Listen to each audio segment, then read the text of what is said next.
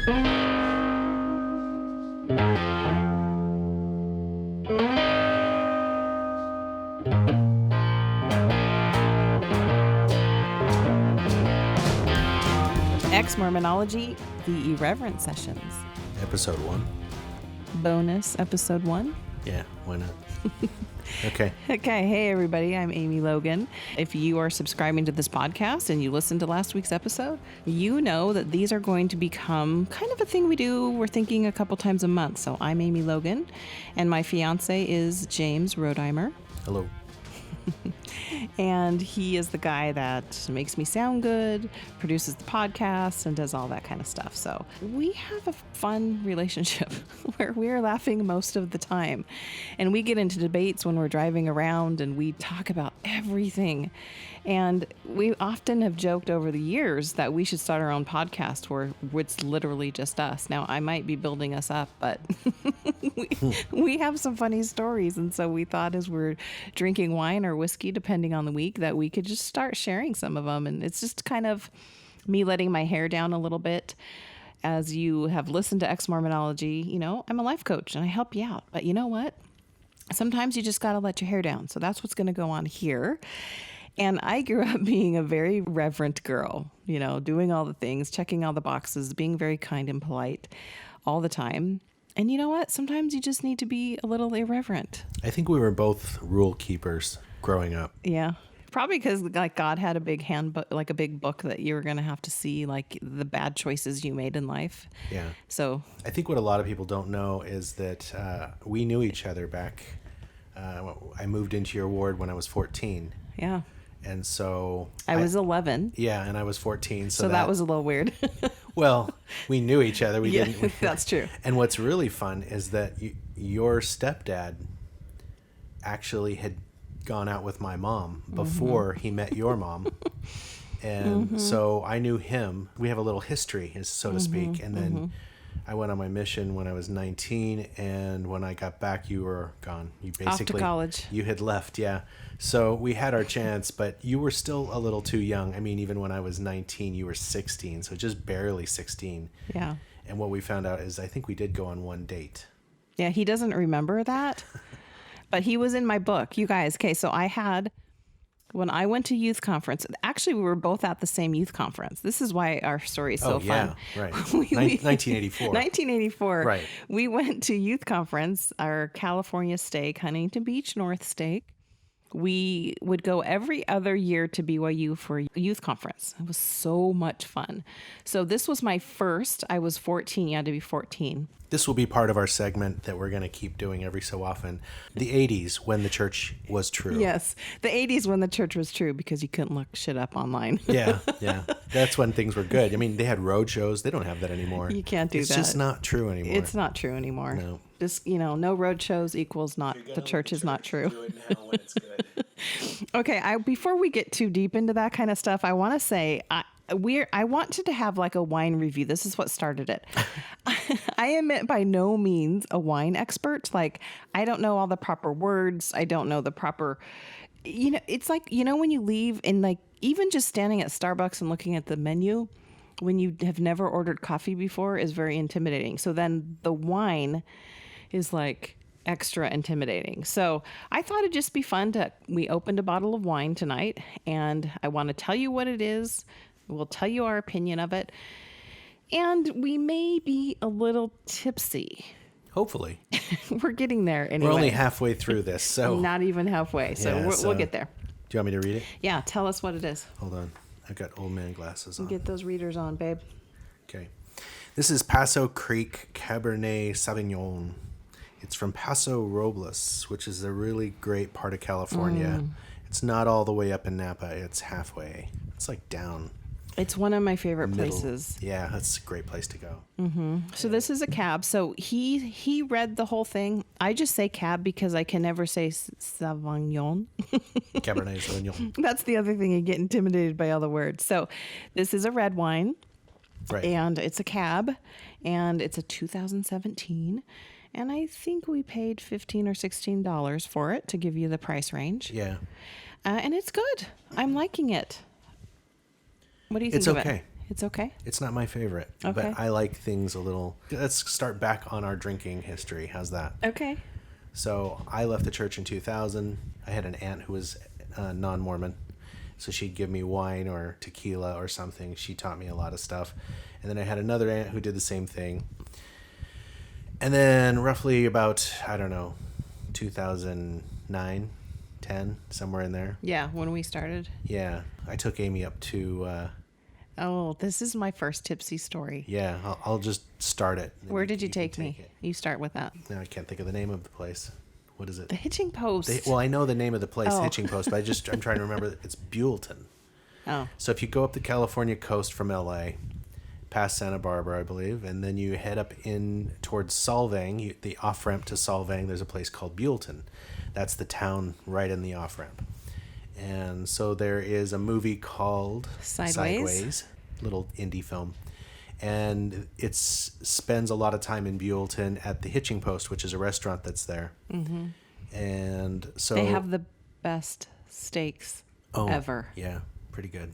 Yeah. Good. Oh my gosh, I love that place. So I'm at this point. So this is 2009, and I am a newbie, meaning I have not had any.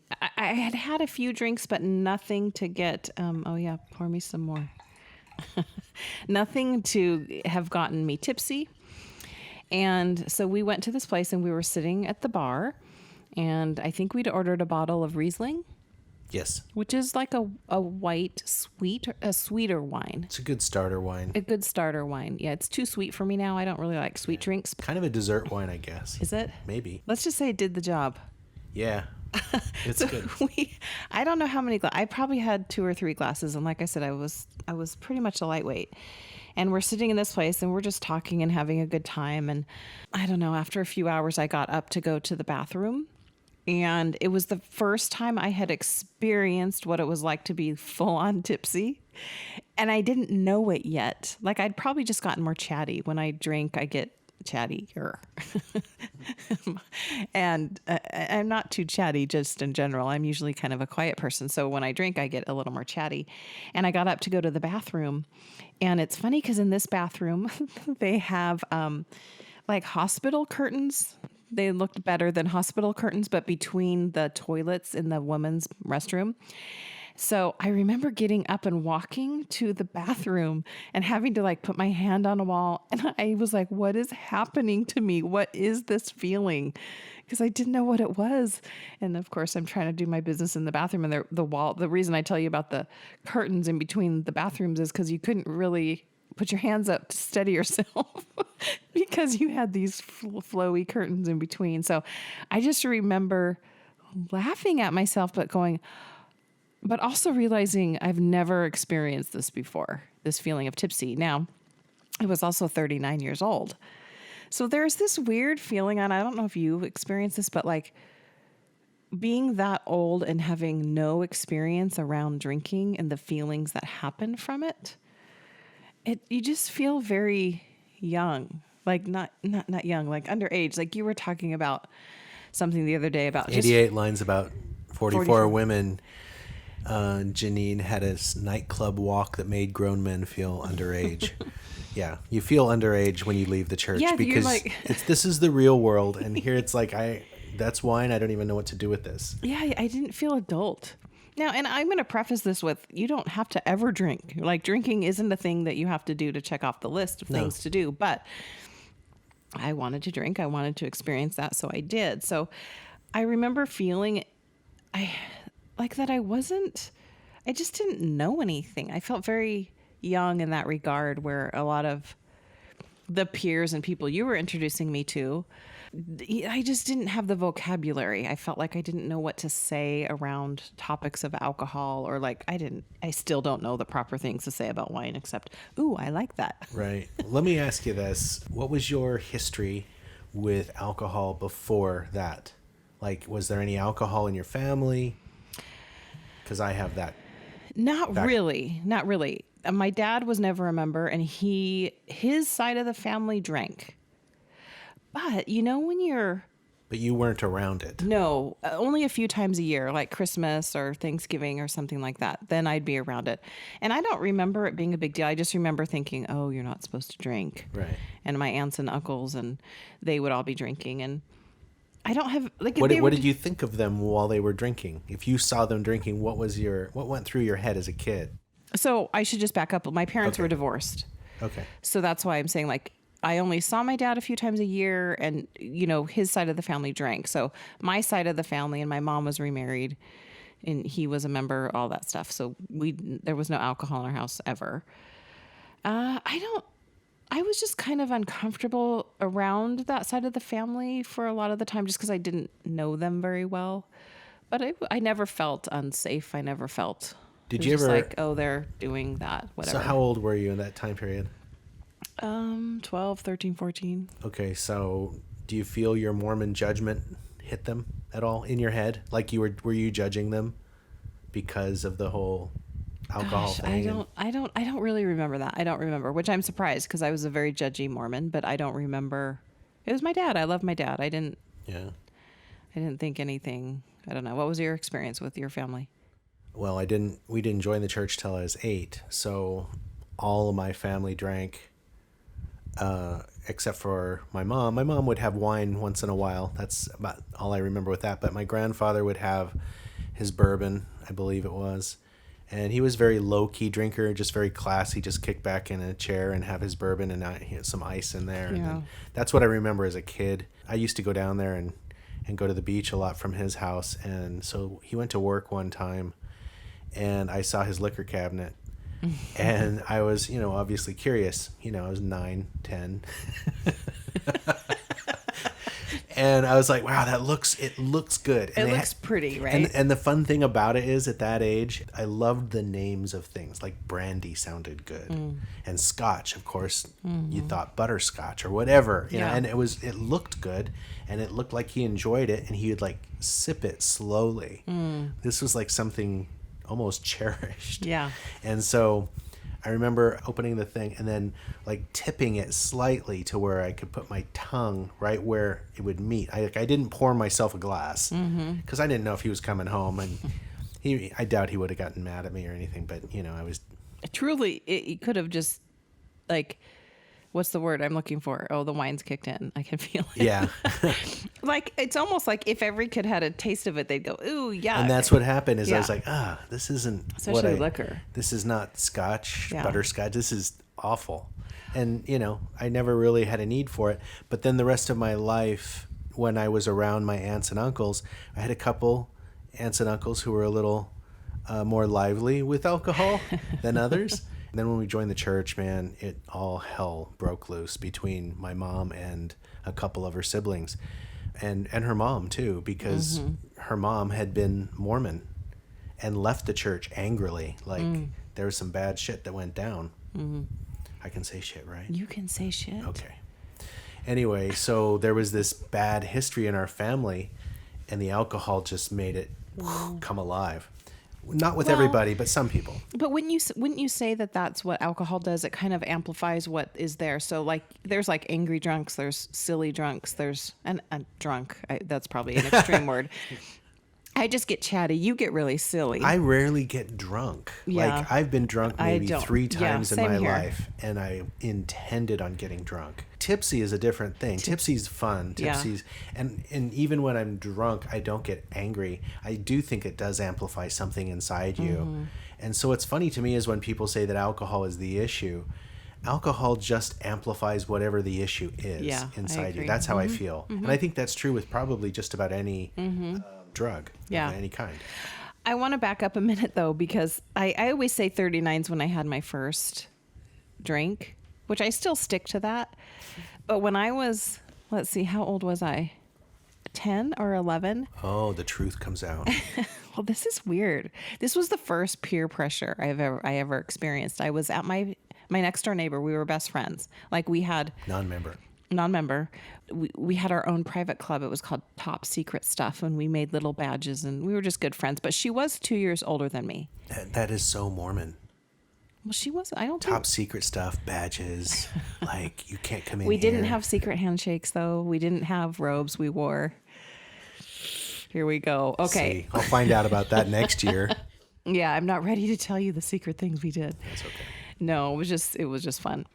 But so one time I was over at her house. Now she was 2 years older than me. So she was in 8th grade. So I was probably in 6th grade. So that means I was maybe 11.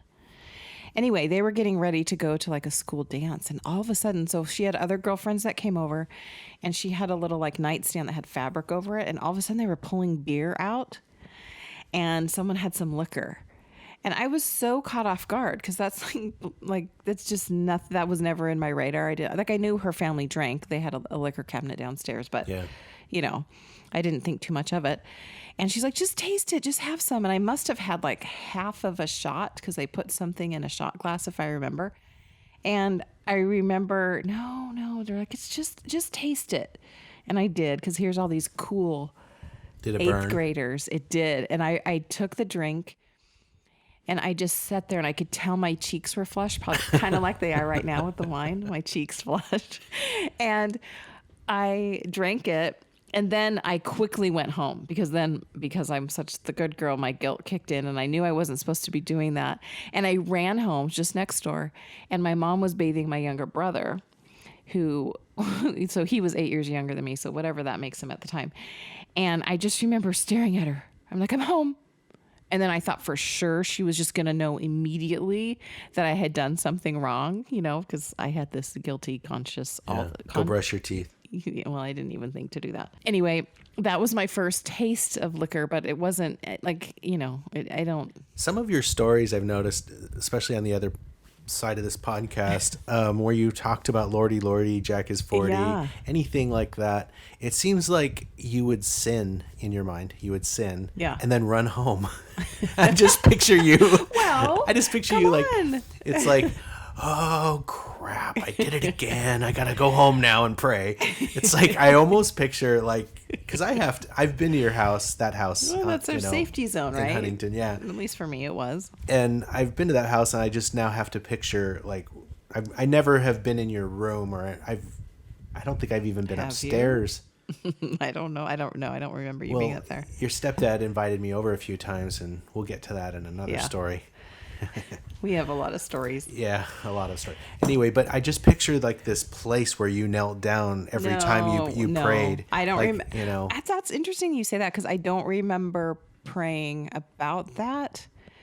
And I don't even remember anything after I ran into the bathroom where my mom was bathing my brother. I just remember feeling like deer in the headlights. She's going to know I'm in trouble forever. Yeah. It's just the repeated story of, I did something wrong. I went home to pray. And it's like almost like your little grove of trees, you know, place to go and, you know, talk to God and say sorry. I did feel very safe at home. That's good. So that's probably why. But I also had a very guilty conscience. And so... You still do. I still do, man. That Mormon guilt is hard to shed. Yeah. Yeah. I mean, I don't really feel guilty. Like, I mean, we're living in sin, you know? So like, I don't feel guilty like about things like that. I just... Do you know that that piece of art we made? We asked people, what was the first, one word of the first feeling you had when you left or had a faith crisis? And then people put all these words on. For some people, it was this kind of like the guilt thing or whatever. They're feeling bad about it. And for some people, it was a freedom. And I think I was kind of in the middle there, too. Because when I left, it was kind of like, I wasn't absolutely sure it was bullshit. But I was pretty sure, pretty close. There's so many things added up over time, you know. That shelf broke. Well, so how do you think your, not yours, but personality plays into that? Because my sister at one time said, well, that was just your personality. Absolutely. Because she, you know, kissed lots of boys and did all that kind of thing. And she didn't feel guilty about it. To me, I was like, I have to save my kisses. I have to be, you know. Everybody deals with things differently. When I was on my mission, I had like mission leaders that were just slightly older than me. They'd been there a little longer. And they would come over and tell us, oh, you need to be doing this. You're doing this wrong. You're doing that wrong. Yet I could turn around and easily see the stuff that they did wrong. Nobody obeyed all the rules. Nobody. Yeah. Everyone just picked the rules they wanted to keep. And then they got rid of the rules they didn't want to keep. And then they blame everyone else for the rules that didn't matter to them. It was just, that's why mission was a great introduction to just being an adult in the church, because that's what everybody does. Yeah. Cheers. Cheers. All right. Let's have We cannot neglect the wine. Mm-hmm. I mean, for crying out loud, Jesus drank wine, right? He turned water into wine. Yeah. That's how much he liked it. At least that's what we're told. That's what I was told. My mom told me, though, that wine in Jesus' day was non-alcoholic. And I, even at what a Mormon thing to say. I was a young teenager, and I bought it for like about 20 minutes. Oh my God. And then I was like, that doesn't make sense. No, Who would make non-alcoholic wine? Well, first of all, oh my gosh. Especially back then. We could go all over the place. I think alcohol back then especially kept people alive because there were so many diseases in the water and things that could happen. Yeah, I don't know what I'm talking about now. You know, the 7-Eleven in Damascus has non-alcoholic wine. Right? Yeah, everyone was going there. Oh, dear. Because, people were Mormon back then. Yeah. They had the word of wisdom. The word of wisdom. I'm pretty sure I had a thought about something I wanted to say, and it kind of left my brain for a minute. Well, then the wine is working. The wine is working. So, do you want me to tell my first drunk story? Yeah. Okay. Does it involve wine, though? Are we keeping it to wine? No. Wine does a little, it gets me tipsy. I don't get drunk on it. What do you think the difference is between tipsy and drunk? Halfway. Tipsy's like halfway to drunk. Drunk is like where you're fairly much out of control and you say things that you just wouldn't have said otherwise, I think. You're so dizzy you can't get out of your chair. Some people then black out. I've never done that. I have never blacked out. But I did do this one thing one night. Had been divorced, and I was no longer in the church, and I decided I had this tequila that my aunt had given me. It was from Mexico. It was very easygoing tequila. It was really good. It was like a sipping tequila. It's not the kind you'd throw in anything else. You just drink it by itself. And I decided to make everything in the house safe and just see what it would... Don't try this at home, kids. Yeah, not how much I could drink, but I just kind of wanted to see what would happen. It was kind of like the first time I felt like you did when you had that wine in Buellton. Mm-hmm. So I think I might have drank 8 to 10 shots. Holy shit. Yeah. And That'll do it. And that was the first time I'd ever done that before. But I made sure like there were no sharp corners near me. I was like, okay, I'm going to be sitting on this couch. Did you line the floor with pillows? Like what? How did this? Kind of. And I remember getting up and going, okay, I'm not walking. Oh my so God. I had to go to the bathroom. So I crawled from the living room to the bathroom.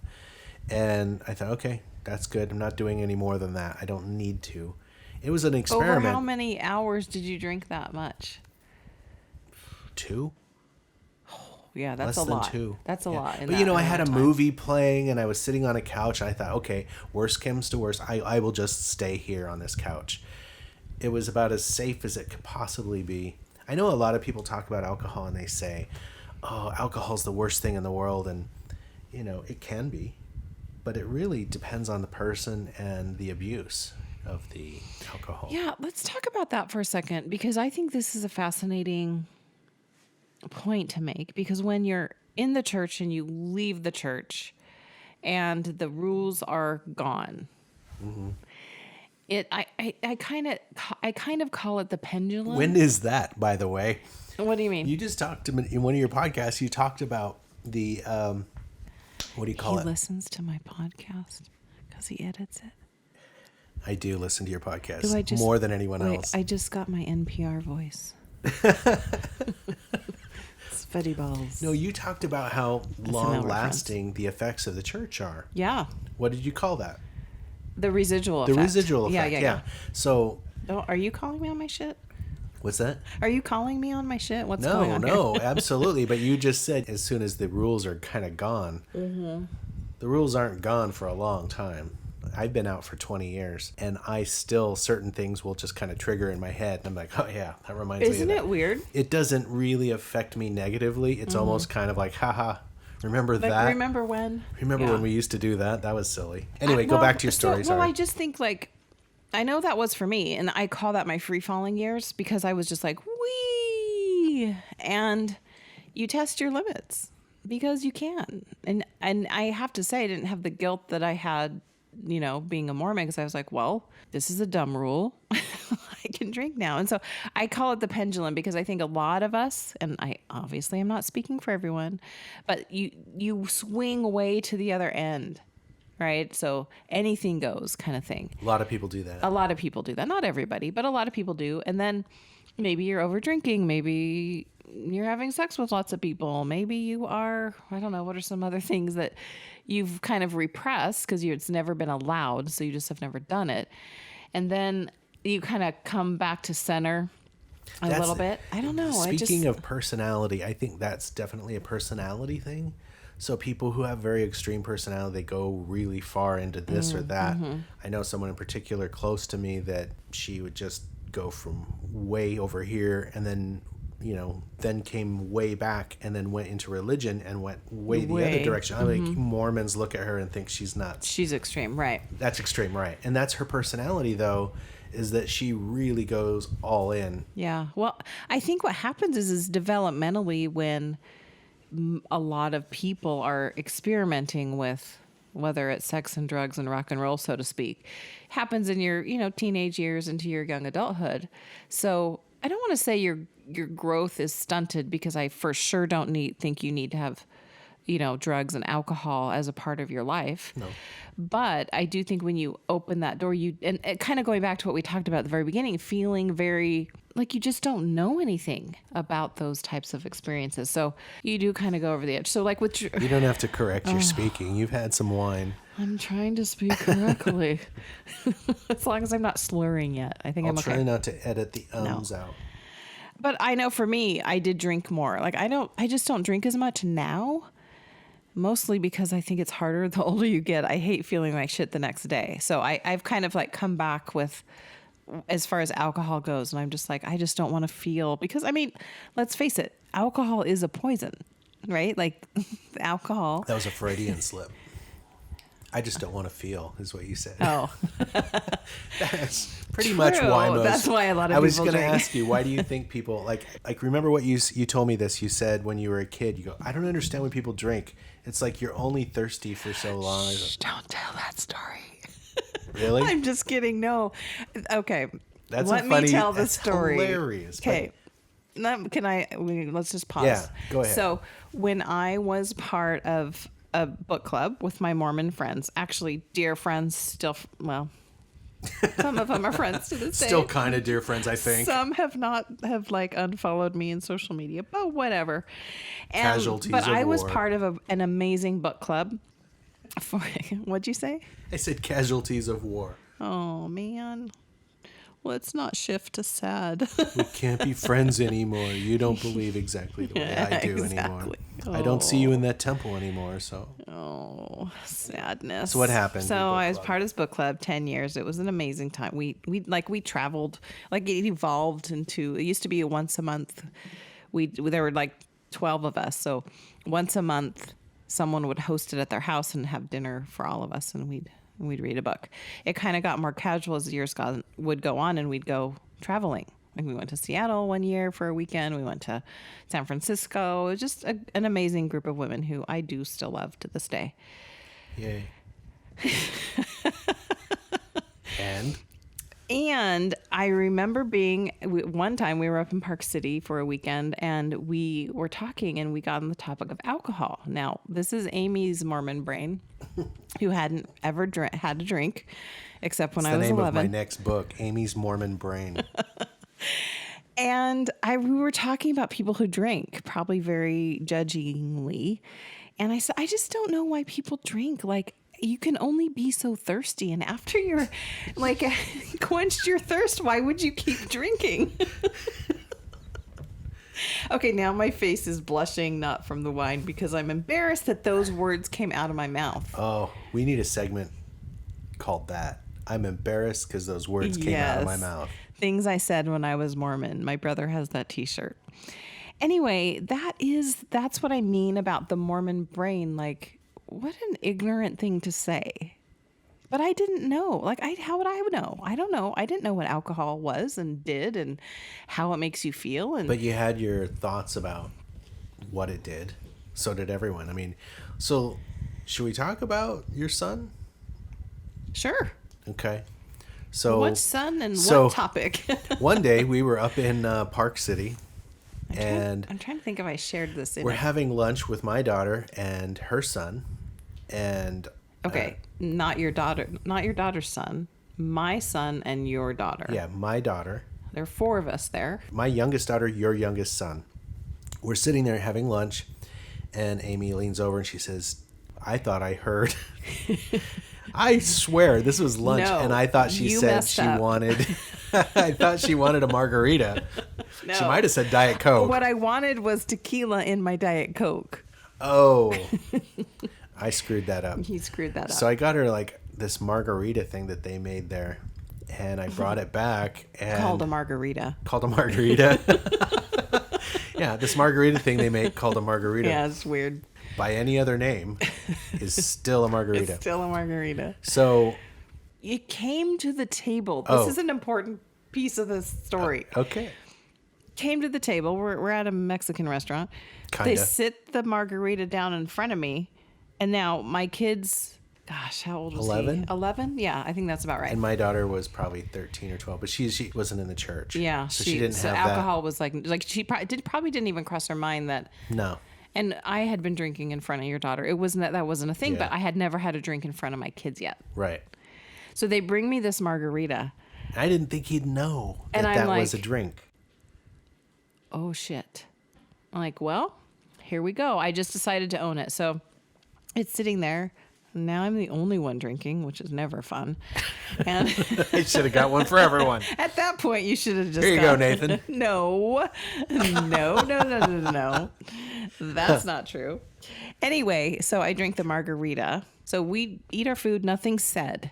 There's no acknowledgement. But he was watching. But he's watching. They always are. They always are. Can't get away with anything. So we were on the outskirts of Park City. We mosey over to Park City where they're having a craft and arts festival down Main Street, which is really fun. I loved those. I love Park City. Nathan's my youngest, and we've just always had a very special bond. And he comes up to me and he goes, "Mom, are you drunk?" And my heart melted. It melted because, of course, I had one drink. And I realized, and this is kind of the thing with drinking, and when you come from kind of that sheltered environment where you don't know about alcohol. And that was his very sweet way. I just remember putting my arm around him, and I just thought, this is a teaching moment, right? Yeah. Put my arm around him and just said, nope, and explained to him kind of, it was one drink, and it's a Utah one drink, mind you, right? Which means there's an ounce of tequila in that margarita. Which is just, and probably not even that at that place. Yeah. I didn't even feel anything from it, truthfully. I was in Utah for 6-7 years, and I haven't felt anything alcohol-wise the whole time I was there. Anyway, that's a whole other topic. We will save that for another podcast. But This particular day, I just remember feeling like, I'm clearly out of the church and I'm drinking, and I was keeping it for my kids. And I realized in that moment that was a good teaching moment, so that they could now see that it's okay to drink and this doesn't equal alcoholic. Yeah, because they put those two words together. Yeah. Alcohol and alcoholic. Mm-hmm. And it turned out okay. And from that moment on, I would have wine. Like up until that point, I don't think I even had wine in the house that they could see. And so at that point, I just started to own it. And anytime you can own, I'm not going to slip into coaching brain, but I will say anytime you can own it, that's where you feel free. Do you slip into coaching brain? Is that how that happens? Sorry. Excuse me. I need to slip into something less comfortable. More confrontational. I am comfortable in both brains. Are you? They live simultaneously together. Anyway, that's how complex the alcohol topic is, I think, when you're leaving Mormonism. Right. So I remember this just finally hit me in the head. I had been out of the church about a year. I had been divorced for a year, and all my Mormon friends had just disappeared. I hadn't seen some of these guys for a year plus, which is really weird. They tend to do that. They don't know how to deal with divorced people because you all of a sudden fell out of the plan. You don't fit the pretty narrative anymore. Yeah. It's like, so they don't know what to say. So I'll give them that. That's their abandonment issue. So I ran into this guy that I used to know, and we were both graphic artists. And so this was a graphic art, not a Mormon, but a graphic art event. And one of my new friends, who has never been Mormon, had invited me, and we were there together. And we both had a beer. We had a Corona in our hands because the event had free drinks. And who turns that down? So here I am with Mormons? a Corona. Yeah, Mormons. And here walks in this guy that I knew who used to be my friend when I was Mormon. He's still Mormon. He's still married, all that. And I'm standing there. This is the first time I've with a beer. Yeah, with a beer in my hand. It was the first time I had to sit there and go, "Oh, this is awkward." I just, like you said, I just owned it. It's like, well, this is a guy who could care less about me. He hasn't talked to me in a year. The only reason we're talking right now is because he ran into me. This shouldn't be my awkward moment. This should be his awkward moment. And I just, we chatted for about 5 minutes, and that was that. The last time you saw him? Was that the last time you saw him? Oh, yeah. That was the only time I've ever seen him since my divorce. And he never once asked me about, well, how are you? Yeah. I know you got divorced and all. He never said that. I'm sorry. That's sad. that's fine. It's hard, but it happens, yeah. When you get divorced, you find out who your real friends are.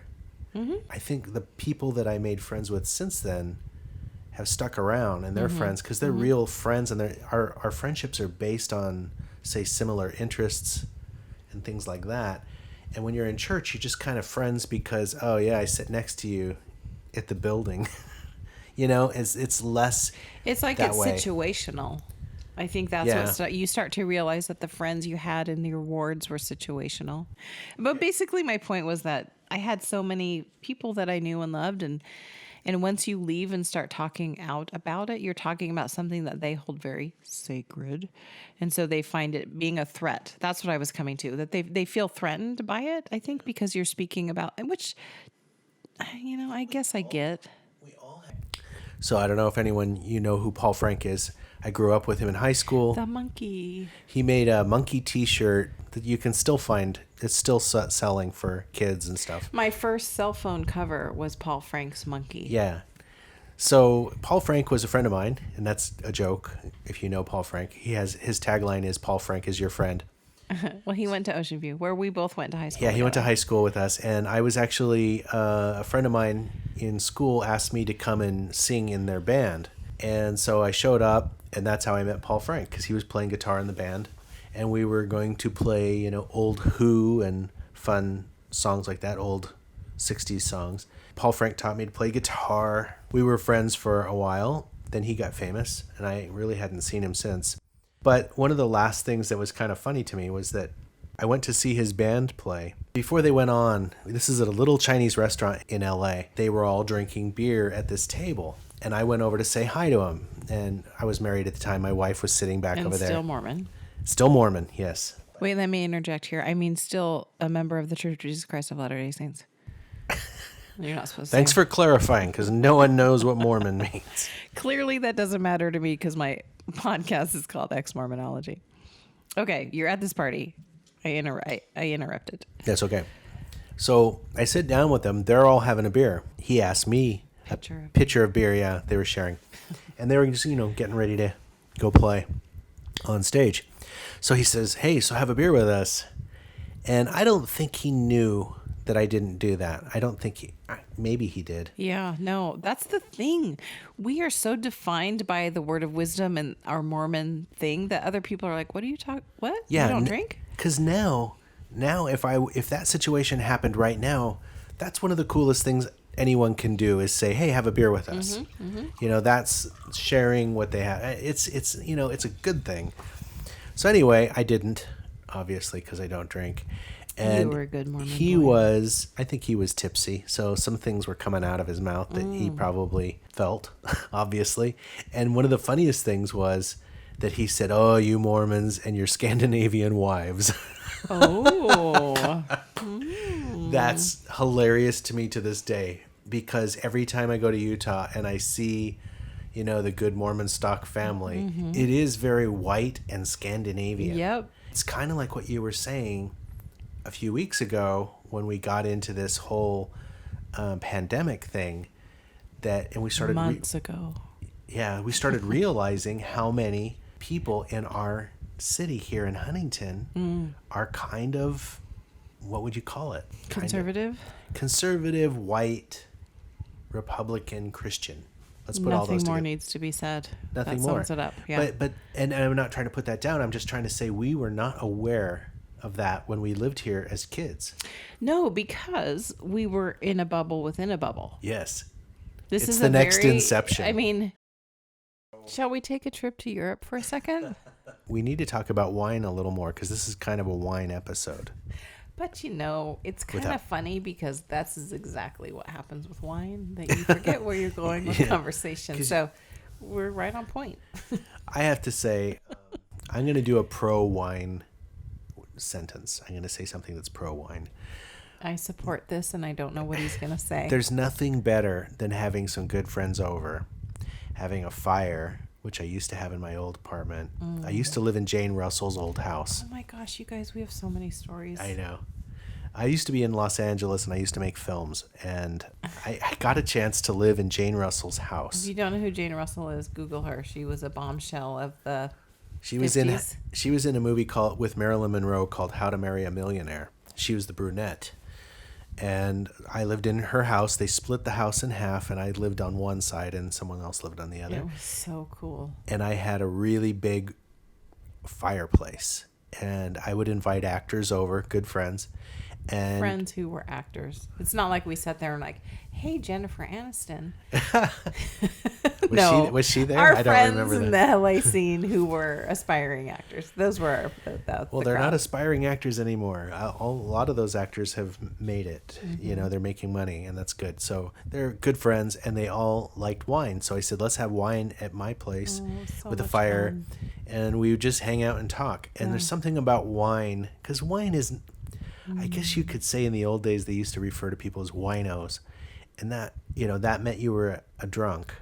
But there's a lot of people who drink wine just for the art of drinking wine, and it kind of opens you up a little bit and makes you have a nice conversation with your friends. And so I'm going to say that for wine. Because your guard comes down a little bit, of course. This is a conversation drink. We went to Italy and France. 2011. Yes. And so anytime wine is So in the dreamy. conversation, we have to bring this up. Yes. So, can we start with Paris and Montmartre? I think you should. Okay. So we went to Montmartre. Now I'm going to give a plug for the movie Amélie, which I learned from you. Wait. Montmartre. Oh, I'm never going to say it right. I I was might not so have said it afraid to right. open my mouth in France because That's me I trying just, to be French. Yeah, that made me uncomfortable. Not you doing that, but me like trying to be like merci. Like I just felt like, oh, I can't do this. So let me just set this up. Okay, we are in Montmartre and we are sitting. Oh my gosh, it's magical. So Montmartre is in Paris. It's kind of a hill that sits on one section, and there is a basilica at the top, kind of, and then near there, beautiful. just lots of little streets that are really old. Cobblestone, just like all the things you imagine it to be. So my ode to Amélie, if you haven't seen that movie, it's a French movie. Yes, it has subtitles, but Oh, the best movie ever. so good. Yeah. Yeah. Okay, go on. Oh, I was just going to say, so you're probably going to take us right to, we walked up there and we went to the basilica, just kind of walked up to the front of the basilica. A basilica is a church. And then Wine happened next, so we may not and then we remember walked everything. on this street from the basilica, and just this little tiny street, all of a sudden these guys are trying to draw you. They want to, these artists. Yeah, Because trying to get the tourists to pay for it, like a $20 self-portrait. Right, and the reason that Chalk. happens here and not Charcoal. too many other places there is because this is an art community. This is where Picasso and Modigliani and all these other guys would Okay. hang out. I'm just going to interject. James is an artist, complete artist, like the kind you hear about and read about. I'll say that. No so. one reads about me. But No, I just mean like the artist, like the true artist. That's you. okay, thank you. Anyway, there was a big art community there back in the early 1900s. Cubism kind of he knows all happened right there. And there's another whole story we should talk about with the let's just get to La the wine, Pina Gil.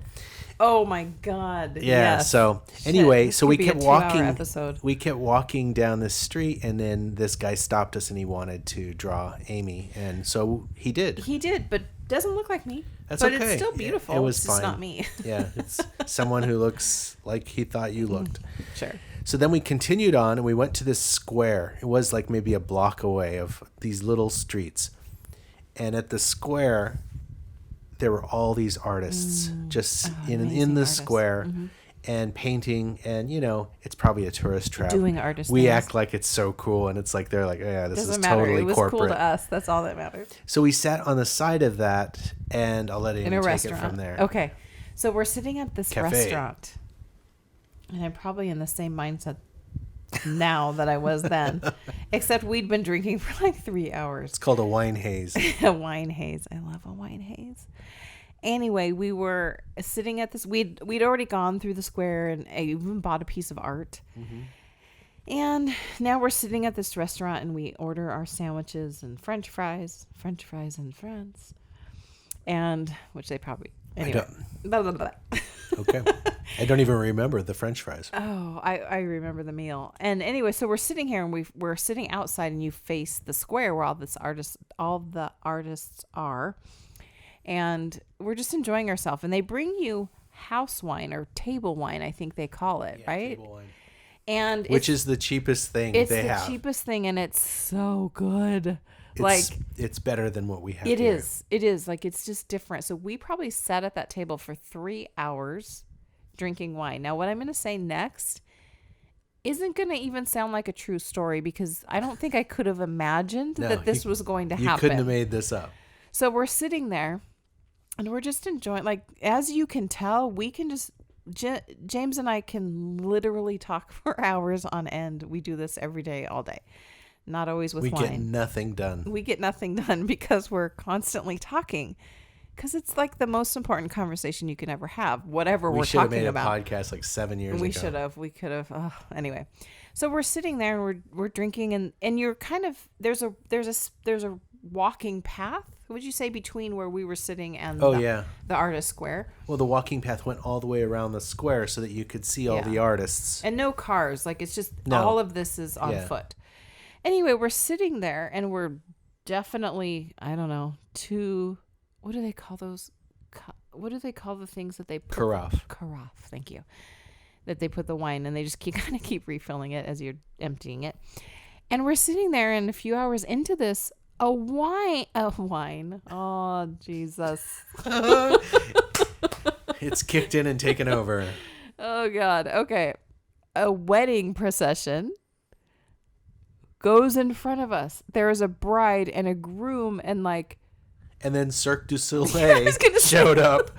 Like jugglers and acrobats, and we're just literally staring. Let's put it this way. If I were a filmmaker, which I am, but if I were to make a film of Hugh Grant and, I don't know, Andy McDowell in a movie together, and I thought, you know what, let's have a wedding procession go by while they're drinking wine, I don't think I could have made it any more absolutely perfect. Not. There were jugglers, there were acrobats. And they what is going on? Honestly, I was like, that David kid who'd been, is this real life? Like that video that went viral. I did look at the wine and think, what is in here? Is this...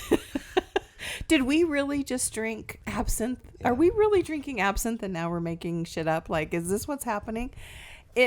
We're dumbfounded, because I'm like, we're sitting in Paris, near Montmartre, with all these artists, these French artists.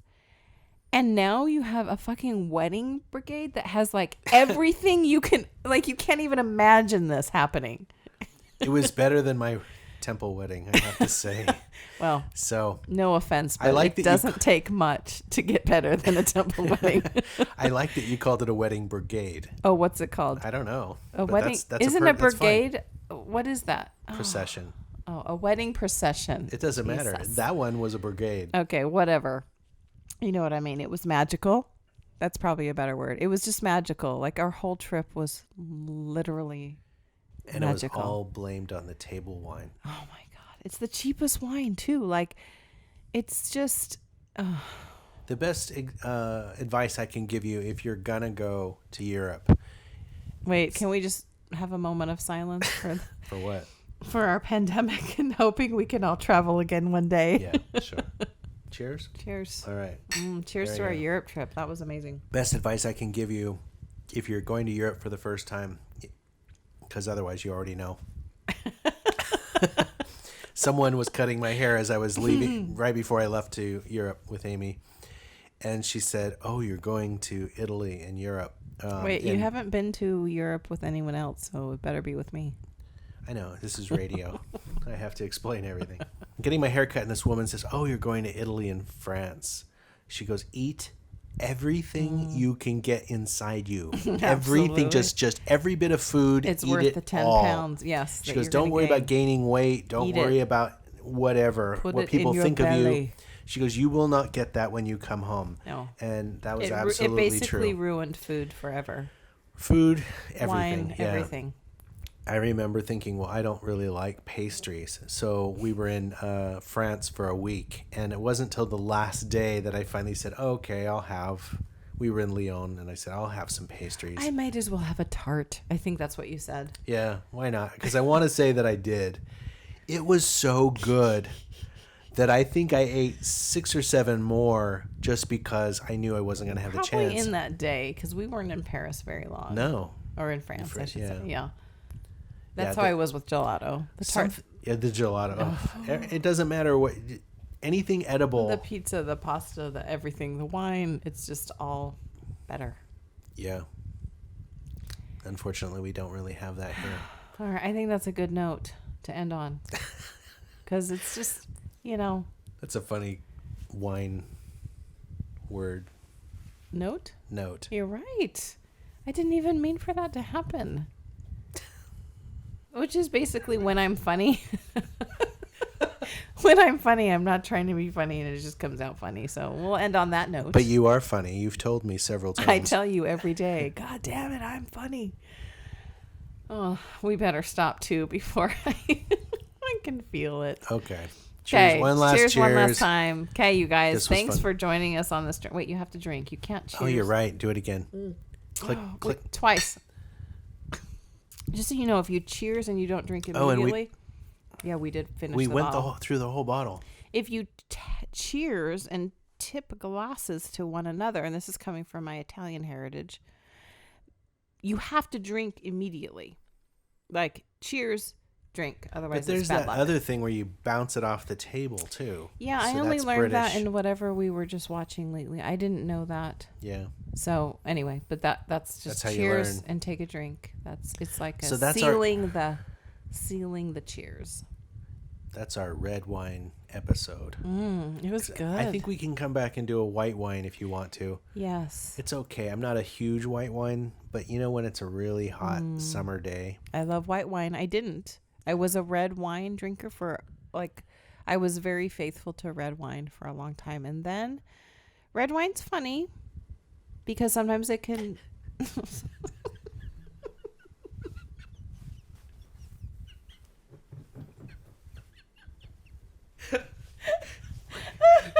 Oh, red wine's not what's funny. You're the one that's funny. Sometimes we take... I'm blushing. Stop it. Sometimes we take wine out onto the east wing, out on the veranda. We have an east wing. You haven't shown me the Isn't east that wing. where we go? Or is it the west? Maybe in my brain. I don't know. It's all good. Cocktails on the east wing. Enjoy wine. I'm going to end with this. If you are new to wine, you just have to keep drinking it. Oh, shit. Wine's terrible. It's bad for you. Don't do it. But enjoy it when you do drink it. No, I was going to say a lot of people have, they're like, ooh, I tasted wine. I don't like it. I do think it's one of those things that gets better over time. Oh, Jesus. It is, an acquired taste? yeah, that's that thing. That thing. I think that's why you start with something sweet. It's easier. Yeah. And you build up. I like dry wines. Fuck, I don't know what I'm saying anymore. I think this is It's time just like to end anything it. else. Don't overdo it. Yeah. Which we haven't done overdone. No, We've had we one bottle. shared a bottle of wine. It's perfection. Yeah. And that was, and let's go back over it real quick. And before you say that, this is not a sponsored thing. We're just randomly picking wines that we like and we're drinking it. Yeah. So that's it. Yeah, this is Ex-Mormon's drinking wine. it's a Cabernet, and it's okay. This is decent. And one time we were really into, after we got back from France, we were really into the French wine, which was a Bordeaux. We haven't had that in a long time. And we were getting $10 Bordeaux that were amazing, actually better than this. So price doesn't always mean anything. So you could, like, I think, didn't we one time get a $45 a $50 bottle of wine because we're $50. like, let's just splurge and get an expensive bottle because maybe it's so much better. And we were like, meh. Yeah, We like our $12 bottle of wine better. but don't go for the $2 bottle of wine. The No, $2 chuck. That does not work. That is, And that'll give you a big headache. and if you haven't had wine and you're wondering what the hell we're talking about, I'll give you my limited reasoning. A cheap bottle of wine, or a bottle of wine I don't care for, is very acidic. I don't care for that. And this one was a little bit acidic to me. I liked it. It was all right. It wasn't terrible. I've had worse. Jesus. It was so good. I've had worse. Ugh. If you've had $2 chuck, you've had worse. So that's like. Well, because I've had a 10 bottle. I've had a 10 bottle. It's time to See, stop. it's already going good. It's time to stop. I do want to say. A shout out to a friend.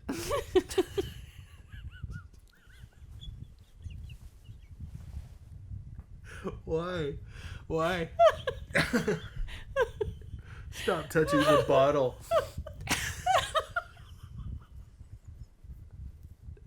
It's like props. I can hear my chair moving. Oh, I'm giggling. Oh, my eyes are watering. All right. I think on that note, we have successfully finished. Stop it.